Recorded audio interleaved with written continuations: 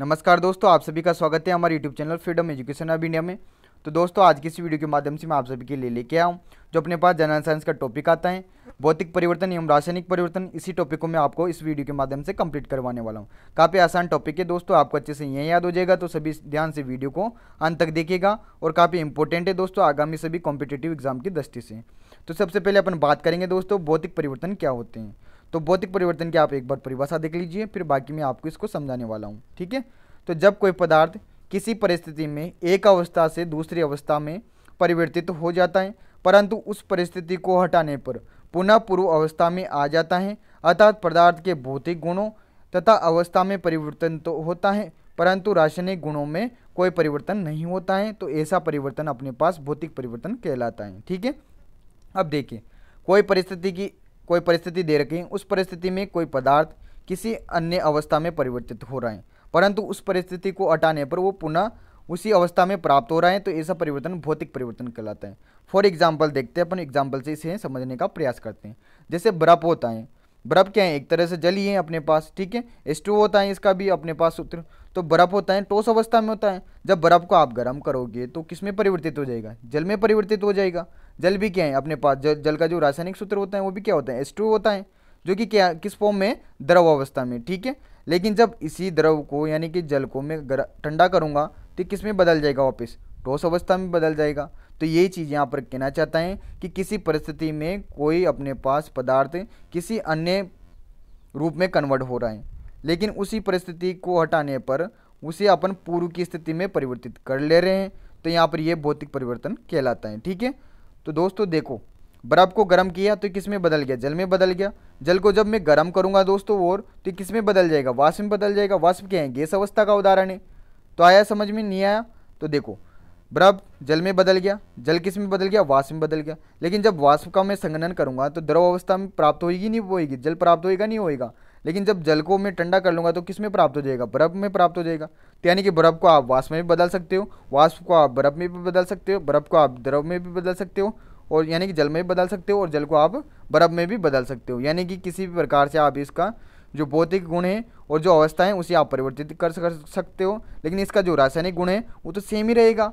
H2O इसका जो रासायनिक सूत्र है अपने पास जल का यानी कि पानी का, वो तो सेम ही है तीनों कंडीशन में। बर्फ का भी H2O है, जल का भी H2O है, और वाष्प जो रहेगी वो भी H2O ही रहेगी, ठीक है।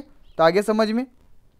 अब देखो इसका एग्जाम्पल देखो, और उससे आपको समझ में आ जाएगा। जैसे कि लोहे का चुंबक बनना, ठीक है। जब आप किसी चुंबक के, आपने देखा होगा घर पे कोई चुंबक होती हैं, उसके आप लोहा चिपका दो, चिपका दिया भाई लोहा, लेकिन उस लोहे में भी उस चुंबक का गुण आ जाता है। आप देखना, जब किसी चुंबक के आप लोहा चिपकाओगे तो उस लोहे के आप कोई अन्य जो धातु रहेगी अपने पास उसको चिपका के देखना, वो चिपक जाएगी उसके पास। यानी कि आप क्या कह सकते हो, लोहे में अपने पास चुंबक का गुण आ गया। लेकिन जैसे आप उस कंडीशन को हटाओगे यानी कि उस चुंबक को हटा दोगे, तो फिर लोहे में वो लोहा चिपकेगा नहीं चिपकेगा, वो धातु चिपकेगी नहीं चिपकेगी, नहीं चिपकेगी, ठीक है। तो यही चीज़ यहाँ पर कहना चाहता है। तो लोहे का चुंबक बनना भी अपने पास भौतिक परिवर्तन का उदाहरण है। शक्कर का पानी में विलय होना, कोई पानी है उसमें आप शक्कर मिलाइए, घुल जाती है भाई, लेकिन उस शक्कर को अपन प्राप्त नहीं कर सकते एक अलग। आप उसे गर्म करके देखना, शक्कर अलग हो जाएगी, पानी वाष्प के रूप में अलग हो जाएगा, यानी कि शक्कर वापस प्राप्त हो गई ना अपने पास, और जो उसका सूत्र रहेगा वो भी सेम ही रहेगा अपने पास। तो यानी कि रासायनिक गुणों में कोई परिवर्तन नहीं हो रहा है, उसकी भौतिक अवस्था में और भौतिक गुणों में तो परिवर्तन हो रहा है कि ठोस अपने पास द्रव में बदल रहे हैं, द्रव वाष्प में बदल रही है, ठीक है। यानी कि ठोस तो किस में बदल गया, द्रव में बदल गया, द्रव किस में बदल गई, गैस बदल गया, गैस में बदल गई। लेकिन अपने पास जो रासायनिक गुणधर्म है वो तो परिवर्तित थोड़ी हो रहे हैं भाई। गैस अवस्था को वापस आप द्रव में प्राप्त कर रहे हो, ये एग्जाम्पल देखा अपन ने। इसी प्रकार द्रव को किस में प्राप्त किया, ठोस में प्राप्त किया। तो आगे ना अच्छे से समझ में नहीं भूलोगे ना भौतिक परिवर्तन क्या होता है। तो शक्कर का पानी में विलय होना, ये भी अपने पास भौतिक परिवर्तन का उदाहरण है। जो अपने पास नौसादर होता है यानी कि जो अमोनियम क्लोराइड होता है NH4Cl, इसका जब ऊर्ध्वपातन किया जाता है, ये भी अपने पास भौतिक परिवर्तन का उदाहरण होता है। तो आगे समझ में भौतिक परिवर्तन क्या होता है। ऐसा परिवर्तन जिसमें पदार्थ के भौतिक गुणों तथा अवस्था में परिवर्तन तो हो जाता है, किंतु अपने पास रासायनिक गुणों में कोई परिवर्तन नहीं होता है, ठीक है। तो यानी कि अपन कह सकते हैं इसकी जो गुणधर्म क्या क्या हो जाएंगे भौतिक परिवर्तन के। पहला गुणधर्म हो जाएगा कि अपने पास जो नया यौगिक बना उसे अपन पूर्व के यौगिक में बदल सकते हैं इजीली। जैसे कि अपन ने बर्फ को गर्म किया तो जल में बदल गया, जब जल को ठंडा करेंगे तो ये बर्फ में बदल जाएगा ना, ठीक है। तो पहला गुणधर्म ये हो गया। दूसरा गुणधर्म देखिए कि ये अपने पास अस्थायी परिवर्तन होता है, ठीक है, अस्थायी परिवर्तन होता है। तीसरा गुणधर्म देख सकते हैं कि नए पदार्थ का निर्माण नहीं होता है, यानी कोई भी नया प्रोडक्ट तो थोड़ी बनाई भाई, बर्फ से जल बना तो जल भी क्या है H2 है ना, बर्फ भी क्या है H2 है अपने पास, जो वाष्प बनी वो भी H2 है। तो यहाँ पर ऐसा अपन बोल सकते हैं। चौथा गुणधर्म क्या हो जाएगा, पदार्थ अपने पूर्व गुणों को नहीं खोता है, यानी कि जो अपने पास जल बना, ठीक है, इसका पूर्व गुण क्या है H2 है भाई, इसका रासायनिक सूत्र, तो H2 तो प्राप्त हुआ। इसी प्रकार अपन कह सकते हैं कि जो नए पदार्थ बनेगा उसका भार भी परिवर्तित नहीं होएगा, जो यहाँ पर H2 का भार है वही यहाँ पर H2 का भार रहेगा। बर्फ को जल में बदलोगे, जितना इसका 1 किलो बर्फ है उसको आप जल में बदलो तो 1 किलो जल ही तो बनेगा, ठीक है। तो यही चीज़ यहाँ पर अपन बोल सकते हैं। तो आगे ना समझ में भौतिक परिवर्तन क्या होता है। इसी प्रकार रासायनिक परिवर्तन तो आपको इजीली याद हो जाएगा। रासायनिक परिवर्तन क्या होता है, ऐसे परिवर्तन जिनमें पदार्थ के रासायनिक गुणों तथा संगठन में परिवर्तन होकर नए पदार्थ का निर्माण हो, तो ऐसे परिवर्तन रासायनिक परिवर्तन कहलाते हैं। यानी कि कहने का मतलब है कोई पदार्थ है उसके रासायनिक गुणों में परिवर्तन होकर नया प्रोडक्ट बन गया भाई, अब उससे वापस उस पूर्व पदार्थ को अपन प्राप्त नहीं कर सकते हैं, तो ऐसा अपने पास परिवर्तन होता है, वो रासायनिक परिवर्तन होता है। जैसे कि आपको सीधा सा एग्जांपल देता हूँ, लोहे पर जंग लगना, ये क्या हो जाएगा, रासायनिक परिवर्तन हो जाएगा। जो लोहा होता है उस पर जंग लगता है, ठीक है, जंग लगने से उसका भार भी कम होता है, भार भी परिवर्तित हो जाता है, ठीक है। और जो जंग लग गया तो जंग लगे लोहे से पहले का लोहा प्राप्त कर सकते हो, आप नहीं कर सकते भाई, खत्म हो गया वो तो, ठीक है।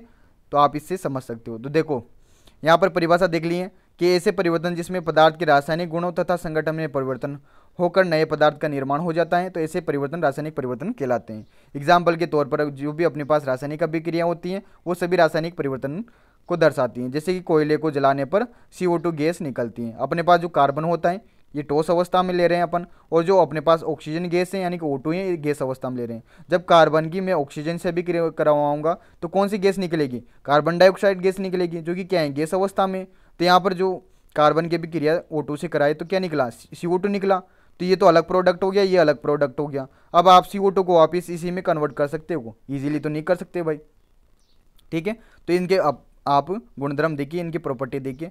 नए यौगिक को पूर्व यौगिक में साधारणतया नहीं बदला जा सकता। अब बदल सकते हो भाई, अब जंग लग गया किसी लोहे में तो पहले जैसा लोहा प्राप्त कर सकते हो, नहीं कर सकते प्राप्त, तो क्या हो जाएगा, वो रासायनिक परिवर्तन हो जाएगा, ठीक है। यह परिवर्तन स्थायी होता है दोस्तों, स्थायी परिवर्तन होता है, एक बार हो गया तो हो ही गया फिर, ठीक है। नए पदार्थ का निर्माण होता है, नए पदार्थ का निर्माण होता है, ये भी सही है भाई, ठीक है।